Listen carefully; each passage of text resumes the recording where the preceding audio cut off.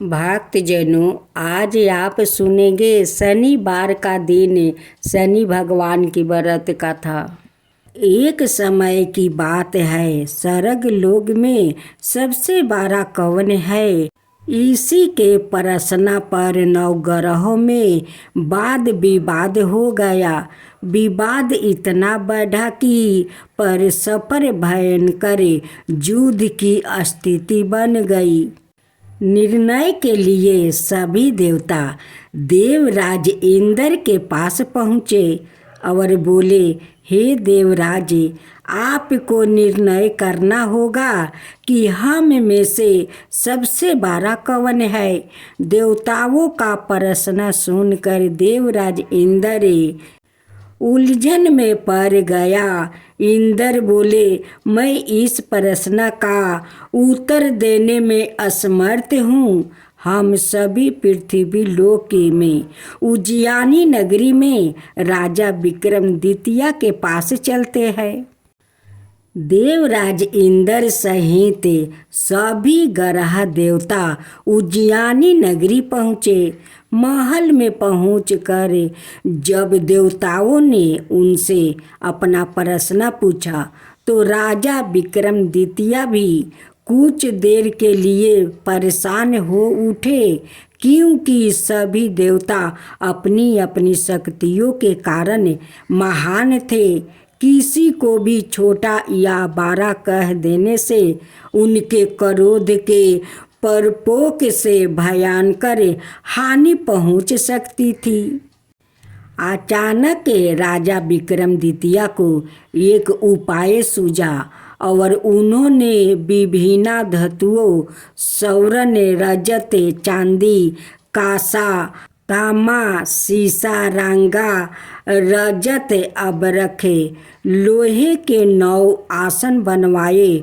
धातुओं के गुणों के अनुसार सभी आसनों को एक दूसरे के पीछे रखवा कर उन्होंने देवताओं को अपने अपने सिंहासन पर बैठने को कहा। देवताओं के बैठने के बाद राजा विक्रमादित्य ने कहा, आपका निर्णय तो स्वाय हो गया। जो सबसे पहले सिंहासन पर विराजमान है वही सबसे बड़ा है। राजा विक्रमादित्य के निर्णय को सुनकर शनि देवता ने सबसे पीछे आसन पर बैठने के कारण अपने को छोटा जानकर क्रोधित होकर कहा, राजा विक्रमादित्य, तूने मुझे सबसे पीछे बैठाकर मेरा अपमान किया है। तुम मेरी शक्तियों से पराजित नहीं हो।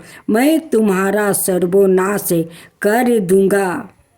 शनि ने कहा, सूर्य एक राशि पर 1 महीने, चंद्रमा 2.25 दिन, मंगल 1.5 महीने, बुध और शुक्र 1 महीने, बृहस्पति 13 महीने रहते हैं। लेकिन मैं किसी राशि पर 7.5 बरस तक रहता हूँ। बड़े बड़े देवताओं को मैंने अपने प्रकोप से पीड़ित किया है। राम को 7.7 के कारण ही वन में जाकर रहना पड़ा और रावण को 7.7 के कारण ही युद्ध में मृत्यु का शिकार बनना पड़ा। राजा, अब तू भी मेरे प्रकोप से नहीं बच सकेगा। इसके बाद अन्य ग्रहों के देवता तो प्रसन्नता के साथ चले गए, परंतु शनिदेव बड़े क्रोध के साथ वहाँ से विदा हुआ। राजा विक्रमादित्य पहले की तरह ही अन्याय करते रहे। उनके राज्य में सभी स्त्री पुरुष बहुत आनंद से जीवन यापन कर रहे थे। कुछ दिन ऐसे ही बीत गया। उधर शनि देवता अपने अपमान को भूले नहीं थे। विक्रमादित्य से बदला लेने के लिए एक दिन शनिदेव ने घोड़े के व्यापारी का रूप धारण किया और बहुत से घोड़ा के साथ उज्जैनी नगरी पहुँचे। राजा विक्रमादित्य ने राज्य में किसी घोड़े के व्यापारी के आने का समाचार सुना तो अपने अश्वपाल को कुछ घोड़े खरीदने के लिए भेजा। घोड़े बहुत कीमती थी। अश्वपाल ने जब वापस लौटकर इस संबंध में बताया तो राजा विक्रमादित्य ने सवाए आकर एक सुंदर शक्तिशाली घोड़े को पसंद किया। घोड़े की चाल देखने के लिए राजा उस घोड़े पर सवार हुए तो वो घोड़ा बिजली की गति से दौड़ पड़ा। तेजी से दौड़ता घोड़ा राजा को दूर एक जंगल में ले गया और फिर राजा को वहाँ गिराकर जंगल में कहीं गायब हो गया। राजा अपने नगर को लौटने के लिए जंगल में भटकने लगा, लेकिन उन्हें लौटने का कोई रास्ता नहीं मिला। राजा को भूख प्यास लगे आई। बहुत घूमने पर उसे एक चरवाहा मिला। राजा ने उससे पानी मांगा। पानी पीकर राजा ने उस चरवाहे को अपनी अंगूठी दे दिया। फिर उसे रास्ता पूछकर वहाँ जंगल से निकलकर पास के नगर में पहुँचा। राजा ने एक सेठ की दुकान पर बैठकर कुछ देर आराम किया।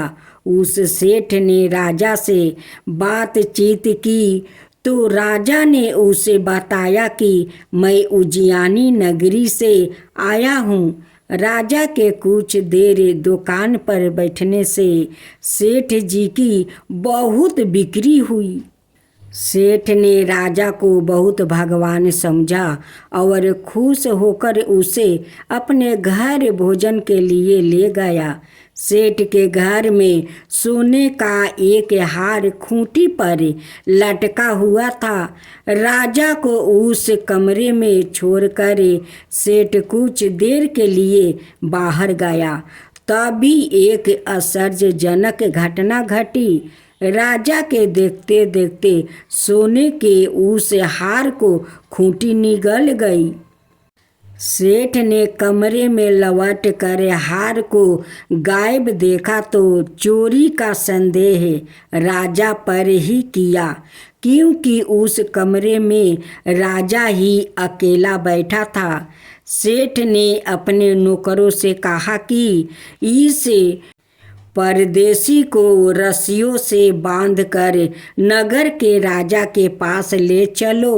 राजा ने विक्रमादित्य से हार के बारे में पूछा तो उसने बताया कि उसके देखते ही देखते खूंटी ने हार को निगल लिया था।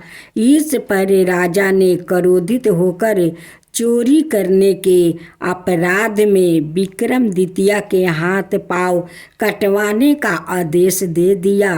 राजा विक्रमादित्य के हाथ पांव काटकर उसे नगर की सड़क पर छोड़ दिया गया। कुछ दिन बाद एक तेली उसे उठाकर अपने घर ले गया और उसे अपने केलू पर बैठा दिया।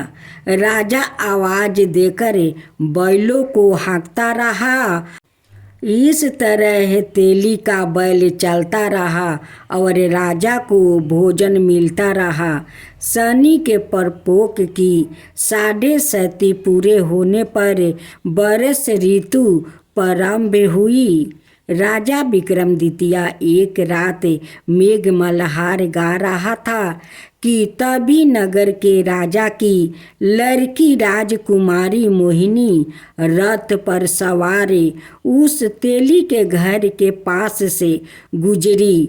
उसने मेघ मल्हार सुना तो उसे बहुत अच्छा लगा और दासी को भेजकर गाने वाले को बुला लाने को कहा। दासी ने लौट कर राजकुमारी को अपंग राजा के बारे में सब कुछ बता दिया। राजकुमारी उसके मेघमल्हार से बहुत मोहित हुई। अत उसने सब कुछ जानकर भी अपंग राजा से विवाह निश्चय कर लिया। राजकुमारी ने अपने माता पिता से जब यह बात कही तो वो हैरान रह गई।